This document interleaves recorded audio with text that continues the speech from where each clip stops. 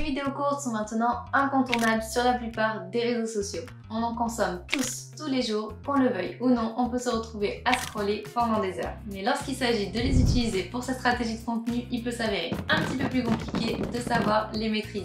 Sur quel réseau social les vidéos courtes ont le plus d'impact? Quelle est la durée idéale d'une vidéo courte? Ou encore, quel est le meilleur moment pour publier ce format sur chaque réseau social? Notre étude sur les vidéos courtes 2024 compare ce format sur Facebook, YouTube, Instagram et TikTok pour répondre aux questions que se posent tous les social media managers, agences et entreprises, et ainsi savoir quel format est le plus efficace pour atteindre les objectifs de la stratégie mise en place. Vous retrouverez tout le détail de l'échantillon dans la description. On y va!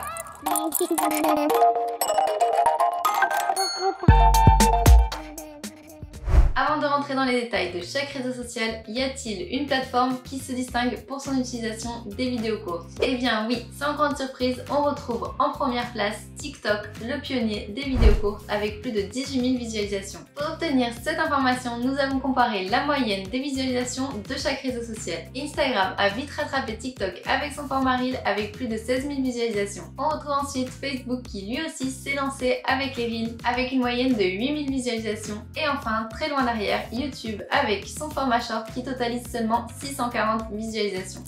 Alors YouTube justement, YouTube Short ou vidéo longue. Les shorts sont arrivés en 2021 en alternative au format court des autres réseaux sociaux. Les créateurs de contenu l'ont maintenant bien intégré dans leur stratégie de contenu, mais peut-on dire qu'ils ont réussi à s'imposer de la même façon que les vidéos longues, l'essence même de YouTube? Eh bien non, le format long reste le format favori des utilisateurs qui, pendant la période analysée, cumule 1500 visualisations, ce qui est nettement plus important que les 600 des vidéos courtes. Cependant, pour les interactions, nous retrouvons des données divergentes. Les shorts rassemblent 37 likes en moyenne par vidéo contre 18 pour les vidéos longues. Quant aux commentaires, c'est les vidéos longues qui l'emportent avec 3,88 commentaires par vidéo contre 0,76 pour les shorts. Quel est le meilleur moment pour publier des shorts sur YouTube? C'est à 1h du matin que les shorts obtiennent le plus de visualisations avec 3184 par short. Pourtant, c'est à 18h que le plus de shorts sont publiés. Quant au jour, c'est les dimanches que les shorts sont le plus vus avec une moyenne de 676 visualisations.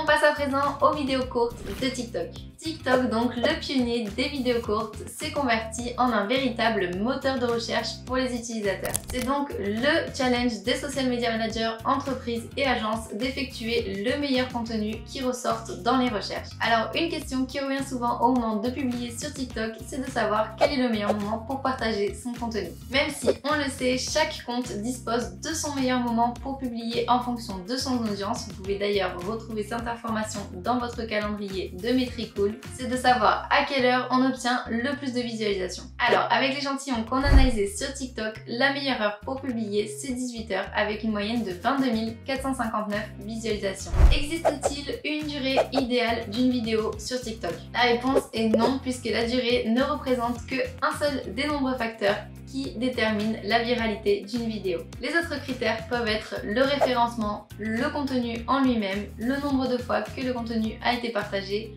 ou encore les hashtags utilisés. Malgré ça, nous avons quand même voulu savoir quelle est la durée de vidéo qui obtient le plus de vues selon le type de compte. On peut observer que plus le compte est important par son nombre d'abonnés, plus le contenu le plus visualisé est long.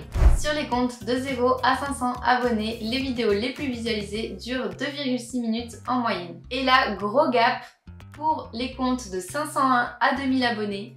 La durée de visualisation la plus vue est de 6 minutes 53. Pour les comptes de 2001 à 10 000 abonnés, des vidéos de 7 minutes 15 avec plus de 800 000 visualisations. Pour les comptes entre 10 000 et 50 000 abonnés et plus, les vidéos les plus vues sont celles d'une durée de 7 minutes 30, 7 minutes 50 en moyenne. Voilà, comme ça vous avez toutes les données, vous n'avez plus qu'à créer du contenu, de la durée en fonction de votre nombre d'abonnés. On passe aux vidéos courtes sur Instagram. Instagram a tenté de reproduire le format à succès de TikTok et ainsi fait naître les Reels qui arriveront plus tard sur Facebook.